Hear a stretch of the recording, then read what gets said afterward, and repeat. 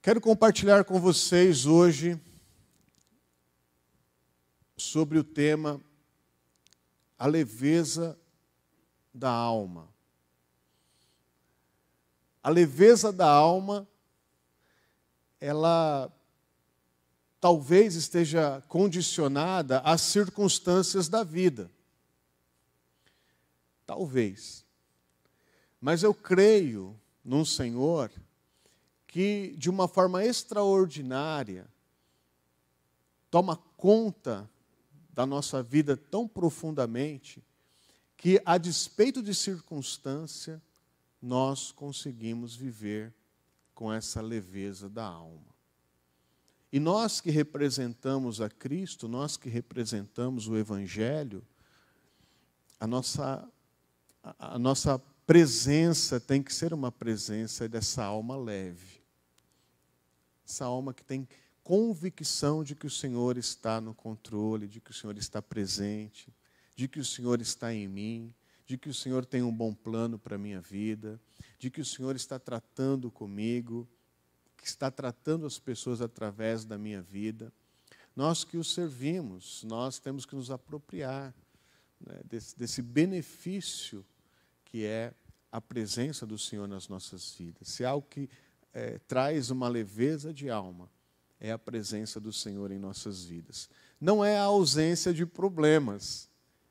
Eu não sei se você sabe, mas eu tenho bastante problema para resolver. Assim como você também tem. E talvez a gente possa até correr o risco de pensar, não, mas se eu resolver aquele probleminha financeiro, aquele probleminha de relacionamento, aquele probleminha pessoal, né? Se eu conseguir chegar lá, resolver essa pendência, aí eu vou sentir uma alma leve. Essa alma leve de resolver problema só dura até aparecer o próximo problema. Então a pessoa vive num ciclo de enfrentamento de problemas com uma alma pesada e às vezes até amarga. Por isso a solução não tá aí. A solução está em receber aquilo que Jesus oferece para as nossas vidas. Isso é um mistério do Evangelho. Se apropriar pela fé daquilo que Jesus oferece para as nossas vidas. Amém? Está entendendo? Quero ler com vocês um texto clássico sobre isso, que é Mateus capítulo 11, verso 28. Do 28 ao 30. Mateus 11, 28, diz assim: Venham a mim todos os que estão cansados e sobrecarregados, e eu lhes darei descanso. Tomem sobre vocês o meu jugo e aprendam de mim, pois sou manso e humilde de coração, e vocês encontrarão descanso para as suas almas. Pois o meu jugo é suave e o meu fardo é leve. Capítulo 11 aqui, Jesus, ele traz uma palavra, um pouquinho antes aqui dessa palavra tão gostosa de ouvir, boa da gente ouvir. Jesus traz uma palavra dura, de sentença, de condenação, sobre duas cidades, a cidade de Corazim e a cidade de Cafarnaum. Porque foram cidades em que Jesus realizou muitos milagres. Eles viram uma porção tremenda de milagres. Jesus chegou a dizer, olha, se em outra cidade tivesse visto a quantidade de milagres que vocês fizeram, se Sodoma e Gomorra tivesse visto, eles teriam se arrependido. Então era uma cidades assim, de um coração difícil, de um coração duro, que receberam tanto extraordinário a presença de Jesus, os milagres de Jesus, mas não houve muito arrependimento. E Jesus fala, né, que no dia do juízo, no dia de sentença, haverá mais misericórdia sobre Sodoma e Gomorra do que sobre Cafarnaum, por exemplo. Uma palavra dura, pesada, de sentença, porque não houve o arrependimento necessário. Faltou a sensibilidade. Jesus estava agindo, o milagre estava acontecendo, o sustento estava vindo, a presença estava lá, mas não havia um reconhecimento de que Jesus estava fazendo tudo isso. Ingratidão, coração endurecido, falta de sensibilidade, falta de arrependimento. E quando Jesus termina de dar essa sentença, ele faz uma oração ao Pai. E nessa oração que ele faz ao Pai, ele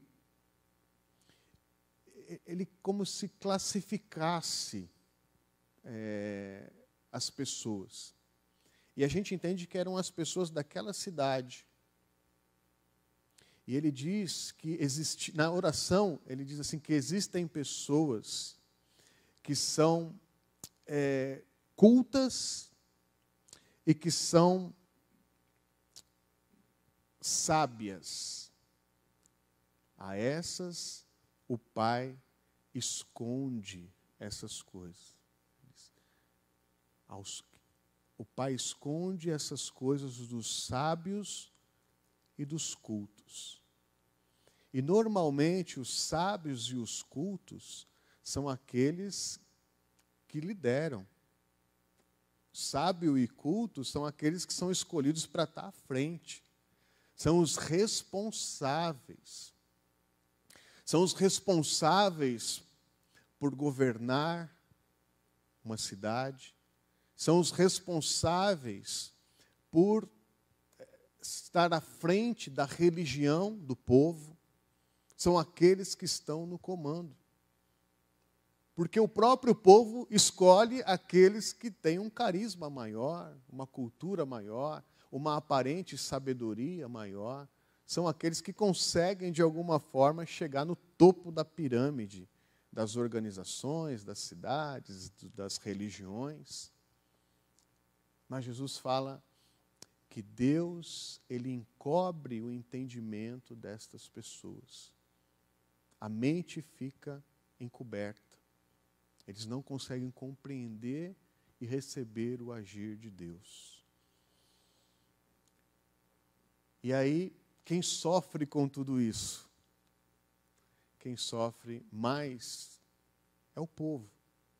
É o povo que tem uma liderança com o coração endurecido, uma liderança que não reconhece a graça de Deus, que não tem temor de Deus no coração, uma religiosidade que fica ensinando essas coisas para as pessoas ali, para o povo simples, que coloca então um jugo, que coloca uma carga, que coloca um peso, que coloca uma vida tão dura para os mais simples. E nessa mesma oração, Jesus fala a respeito dos pequeninos, que são os simples, os mais pobres, os mais frágeis, os anônimos de uma cidade. E a esses, ele diz, a esses o meu Pai revela essas coisas. Entendendo então que dentro de uma sentença de uma cidade, aqueles que vão arcar com uma maior responsabilidade e uma maior dureza são aqueles que são cabeças, que tomam decisões. São aqueles que governam. São aqueles que falam em nome da fé, da religião. São os pastores, são os líderes, são os governantes, são aqueles que comandam. A esses, quem mais é dado, mais é exigido. Esses vão ter que prestar uma conta maior diante de Deus. E em meio a essas cidades, a essa sentença, a esses homens sábios e cultos aparentemente, pelo menos aos olhos humanos, Jesus, ele se abre para os pequeninos. Ele olha com misericórdia e graça para os desprovidos, para aqueles que nada são, que não foram escolhidos, aqueles que, na verdade, são vítimas e vivem cansados e sobrecarregados. É a situação essa situação aqui é a situação comum na humanidade hoje. É comum. É comum na nossa terra. É comum no nosso país. É comum na nossa cidade. É comum, em meio a uma situação tão cruel quanto a pandemia, pessoas que têm poder de escolha, poder de decisão, escolhem ganhar dinheiro num momento como esse. Escolhem fazer falcatruas, escolhem desviar dinheiro público, dinheiro de equipamentos de saúde, dinheiros que poderiam significar vidas salvas, e entram nesse processo da corrupção. Essas pessoas vão um dia se encontrar com Jesus. Elas podem nem crer, mas um dia elas vão ter que prestar contas das decisões que tomaram e que geraram opressão, peso e carga sobre a vida das pessoas. Jesus não foi um revolucionário que chegou lá para mudar o sistema, mas ele trouxe uma solução para a vida daqueles que estavam cansados e sobrecarregados. No dia seguinte, aquele mesmo povo que foi até ele tinha que continuar trabalhando. O trabalho não ia ser facilitado. Tinha que continuar dando duro no dia seguinte. O cansaço físico talvez ia continuar. Mas aqueles que de fato foram até ele tiveram um alívio de alma, uma leveza de alma, um entendimento sobrenatural de que existe algo mais do que todo esse arredor, às vezes até maldito, que a gente está testemunhando. Ele vai, e o alvo de Jesus, então, ele se abre não para os sábios, para os entendidos, para os cultos, porque esse tipo de mentalidade, a graça de Deus não consegue alcançar. Não porque o Senhor não queira, mas porque as pessoas se acham muito especiais, muito inteligentes, muito preparadas, muito entendidas, muito especiais de fato. Mas aqueles mais simples, o Senhor alcança. O Senhor resiste ao soberbo, mas dá graça aos humildes. E o Senhor, então, tem como alvo os cansados e sobrecarregados. Aqueles que, quando fala de cansaço, a gente associa logo a questão física. Mas quando fala de sobrecarregados, sobrecarga, isso inclui o peso que está na alma, o peso que está na emoção, no sentimento, o peso que está numa mente cansada, sobrecarregada de tantas coisas, o peso psicológico, emocional que está sobre a vida das pessoas. Isso é uma sobrecarga. E uma sobrecarga espiritual também, que fala de um peso de algo que o ser humano não consegue lidar, que é o peso do pecado. Eu quero falar sobre alguns dessa sobrecarga que a humanidade leva. São muitas, mas eu vou falar aqui de alguns. Um peso que está associado direto a essa fala de Jesus é uma sobrecarga religiosa, que tem a ver um pouco daquilo que eu preguei no domingo. Porque a religião, ela oprimia o povo, ela exigia tarefas, posicionamento, ela exigia uma postura, ela exigia rituais, sobrecarregava o povo de tempo, de finança, de ter que fazer um monte de coisa, uma exigência que originalmente não veio de Deus, mas pelos acréscimos da religião. Jesus chega a dizer aos fariseus que eles exigiam coisas que nem mesmo eles conseguiam cumprir. E tudo isso, com certeza, sobrecarregava o povo, que se sentia sem dignidade dentro da condição religiosa. E só os hipócritas é que conseguiam crescer, porque fingiam que conseguiam, mas também não conseguiam. A sobrecarga religiosa, ela tem oprimido as pessoas, tem trazido um cansaço. Quantas pessoas desviaram de igreja, saíram de igreja, desistiram de igreja por causa da sobrecarga religiosa? Talvez por uma falta de compreensão nossa, um exagero nosso, que Jesus não estava pedindo aquilo, Deus não estava exigindo aquilo, mas nós fomos exagerados nas nossas cobranças de posicionamento. Sobrecarga religiosa. Uma outra sobrecarga muito comum e tão importante é a sobrecarga espiritual, é o pecado. O pecado, ele é como um câncer. Eu quero comparar como um câncer que começa invisível, que começa imperceptível. Ele está lá, está desenvolvendo, está multiplicando dentro daquele corpo, daquele organismo, e a pessoa está vivendo aparentemente normal. Mas vai chegar um momento que começa a vir os sintomas, que são em decorrência de um tumor, de um câncer, que está comendo a pessoa por dentro, e ela começa a ter alguns outros sintomas. Até que aquilo venha à tona, venha a informação, venha a realidade, às vezes vem até para fora mesmo, e aí já não tem mais jeito. O pecado é assim, é sutil, é leve, parece que está tudo bem, a vida está normal, ele está lá, escondido, desenvolvendo, crescendo. A Bíblia chega a comparar como uma gravidez, né, que está lá, escondido, mas chega uma hora que não tem mais como esconder.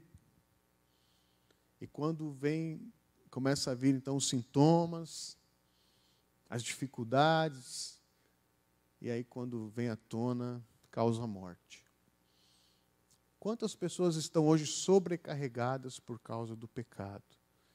E quando olham a sua vida, percebem que por causa do pecado perderam oportunidades na vida, confiança das pessoas, perderam bons relacionamentos, destruíram a sua saúde, destruíram a sua moral, a sua dignidade, destruíram os seus relacionamentos, acabou com a família, acabou com o amigo, acabou com tudo, veio à tona e destruiu tudo. Pessoas sobrecarregadas por causa do pecado. Isso é uma realidade.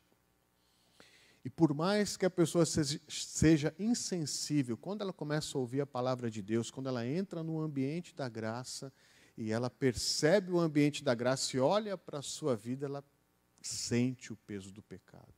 Algo precisa acontecer para libertar dessa situação. Uma outra sobrecarga da alma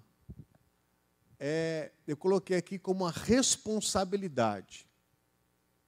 Responsabilidade. Quando a gente começa a assumir a responsabilidade pelas nossas vidas, mas também ter que assumir responsabilidade pela vida dos outros, daqueles que estão ao nosso redor. Quantas esposas têm que assumir a responsabilidade da casa no lugar do marido? Ou porque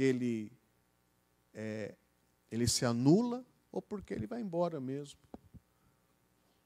Quantos jovens, às vezes, têm que assumir a responsabilidade de uma casa, porque os seus pais não conseguem ter essa condição. Hoje em dia, como está difícil assumir a responsabilidade das questões financeiras, das questões de relacionamento, tudo isso é muito cansativo, gera uma sobrecarga. A pessoa trabalha, se esforça e não consegue suprir as necessidades. Então, o alvo de Jesus não são os sábios e os cultos que dizem, eu tiro tudo isso de letra. Então, se você tira tudo isso que eu falei de letra, essa palavra não é para você. Mas, se você entende dessa sobrecarga na vida, o Senhor está falando com você, está falando comigo. Que a gente possa ser esses pequeninos que precisam chegar até Jesus. E esse é o caminho. Ele diz para esses, vinde a mim, venham a mim. Há uma promessa de Jesus, venham a mim e eu lhes darei descanso. A palavra do Senhor é fiel, ela é digna de aceitação. Jesus não é um pregador que fala, vem a mim que eu vou resolver o seu problema. Apenas como uma frase de efeito. A palavra de Jesus, ela é fiel, ela é digna de aceitação. Ele prometeu, venham a mim e eu lhes darei descanso para as vossas almas. Ele não diz, vocês vão ganhar na loteria, vocês não vão precisar mais trabalhar, vocês, no dia seguinte, o cansaço físico não vai acontecer. Não, ele diz, e eu darei descanso para as suas almas. O Senhor nos promete um alívio. E o primeiro alívio, é claro, que é sobre o sobrepeso do pecado que a gente carrega. Esse peso do pecado, esse peso morto, esse peso que depõe contra a nossa vida, contra a nossa dignidade, que depõe contra a nossa história, que nos apodrece em vida, esse peso do pecado, Jesus, pelo seu amor, Ele nos traz o alívio espiritual.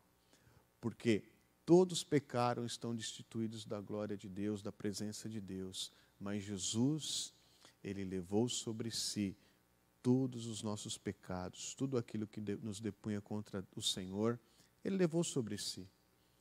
Essa é a primeira carga que qualquer ser humano precisa tirar das costas e entender isso. Tirar esse fardo pesado do pecado, porque Jesus já levou esse peso sobre a cruz do Calvário. Nenhuma acusação há sobre aqueles que estão em Cristo Jesus, que não andam segundo a carne, mas segundo o Espírito de Deus. Isso é a primeira coisa que tem que tirar das nossas costas. E só Jesus pode dar esse alívio espiritual, mais ninguém. E os demais são o jugo e o peso da religião. Jesus não veio colocar um jugo de regras, de normas, de política, de procedimento, de ter que fazer isso, de ter que fazer aquilo, de fazeção. E eu não vou me alongar aqui, você ouve o culto de domingo, se você quiser compreender melhor. Ele tira tudo isso. É outra coisa que ele tira. Quanta gente está dentro de organizações religiosas, de igreja, vivendo uma paranoia de ter que produzir, de ter que fazer, de ter que acontecer, de ter que se comportar desse jeito, daquele jeito. Jesus quer tirar esse peso que a religião coloca sobre as nossas costas. Ele chama para isso. Isso dá um tremendo alívio para a nossa alma.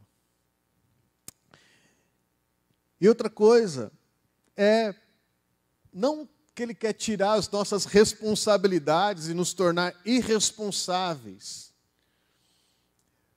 mas ele quer tirar esse fardo pesado e nos libertar dessas coisas que a gente não tem condição de resolver por nós mesmos. A gente não tem. Às vezes o papel está todo invertido. Tem mulher que tem que fazer o papel do marido, tem filho que tem que fazer o papel de pai, de mãe. Tem marido que tem que fazer o papel da esposa, porque a esposa quer viver uma vida de empresária, sei lá, quer viver uma vida diferente, irreal. São os pesos do relacionamento, os pesos de uma responsabilidade que não é nossa. O Senhor quer tirar essas coisas das nossas costas. Nós não somos o Espírito Santo para resolver questões que não estão ao nosso alcance. Ele quer tirar esse peso. E isso nos dá um tremendo descanso. Agora, quando Ele tira, Ele não nos deixa viver uma vida de total independência dEle. Ele fala, aprendam de mim. Olha para mim. Segue os meus passos. Sejam como eu sou. O chamado de Jesus é para Ele. Sou manso e humilde de coração. É assim que Ele é. Irmãos, o peso que Jesus suportou no caminho da cruz, o fardo que Ele levou sobre os seus ombros, espiritualmente, emocionalmente, foi terrível. Mas Ele tinha leveza. Ele tinha leveza, porque Ele sabia qual era o seu chamado. Ele sabia por que Ele tinha vindo. E sabe o que Ele quer fazer para nos deixar dessa mesma forma? Ele quer colocar o seu jugo e o seu fardo sobre as nossas vidas. Mas Ele garante que é leve, que tem leveza. Isso é impressionante. Isso é maravilhoso da parte do Senhor.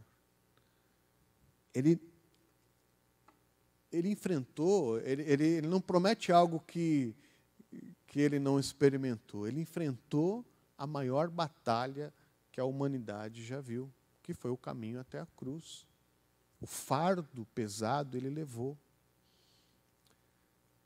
Por isso Ele nos oferece isso. Porque o nosso caminho talvez não seja fácil. O nosso caminho também pode ser um caminho de dores.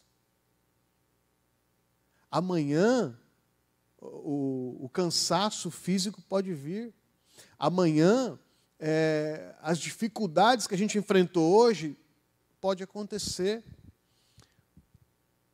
Mas quando a gente entende que não são as circunstâncias que vão mudar para que eu mude, mas eu aqui dentro preciso mudar para que a minha vida tenha um valor, para que a minha vida tenha um sentido, para que a minha vida realmente seja uma vida com o Senhor, é aí que muda tudo. Eu tiro esse peso de que eu tento responder tudo e resolver tudo. Esse peso, que eu sou um coitado, um miserável. Esse peso que eu sou uma vítima. Por que tudo isso?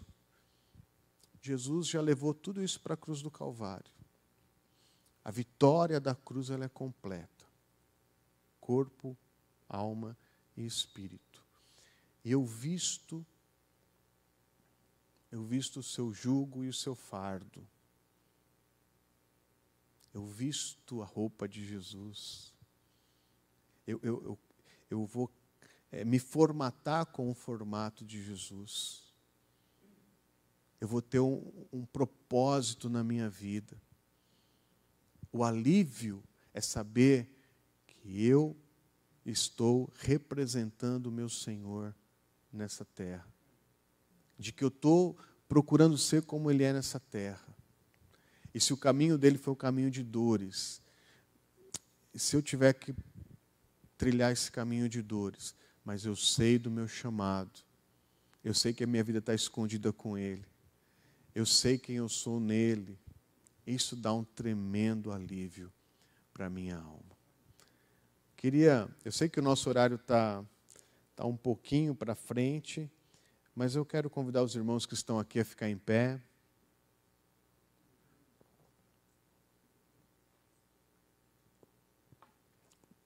Quero convidar você que está aí na sua casa a se preparar. Feche os seus olhos.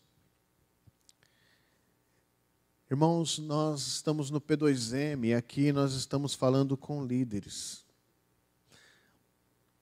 Eu escrevi assim tantas aplicações para fazer nessa palavra. mas eu creio que o Espírito Santo vai trazer a aplicação apropriada para cada um de nós. Apenas eu quero gerar esse temor no nosso coração. Que a gente não seja sábio aos nossos próprios olhos, cultos aos nossos próprios olhos, que a gente não assuma responsabilidades sobre as vidas que estão debaixo da nossa responsabilidade, como tiranos, colocando peso, tomando decisões. A gente critica tanto as pessoas aí do governo, mas nós temos as nossas responsabilidades. Vamos olhar para nós mesmos essa noite, nessa hora, como pequeninos, com humildade, com mansidão. Vamos nos apresentar diante de Jesus, porque nós o representamos nessa terra, a gente já sabe disso, nós já recebemos essa incumbência, nós já recebemos esse jugo, esse fardo de Jesus, nós o representamos nesse lugar. Eu quero só trazer a memória para que você tenha esperança. E eu quero convidar você a entregar a Ele. Coloca nas mãos dele, tira das suas costas este peso de palavras de acusação, de cobrança que vem dos homens, de situações que você não consegue resolver porque nem são suas responsabilidades para resolver, não é você que vai resolver, de situações que você se sente tão cansado, tão sobrecarregado, ou até mesmo de palavras de pessoas que colocaram ilusões na sua cabeça, dizendo, tudo vai ser diferente, nas circunstâncias vão mudar, e não mudaram, isso não vai acontecer e acabou acontecendo, das mais diversas situações. Saiba, não são as circunstâncias que vão mudar a nossa vida, não espere uma circunstância acontecer, algo acontecer para que haja uma leveza na sua alma. Recebe aquilo que Jesus tem para você. Recebe aquilo que Ele já conquistou em favor da sua vida. Recebe agora, no teu coração, na tua mente, uma renovação do entendimento espiritual. Recebe em nome de Jesus. Se apropria dessa verdade espiritual. Não deixe que isso fuja, porque o Senhor está te tratando nesta noite. Recebe, porque mesmo que amanhã seja um dia de dor, você sabe quem você é, em quem você tem crido, e é Ele quem tem te levantado a cada manhã. Oh Deus, oh Jesus.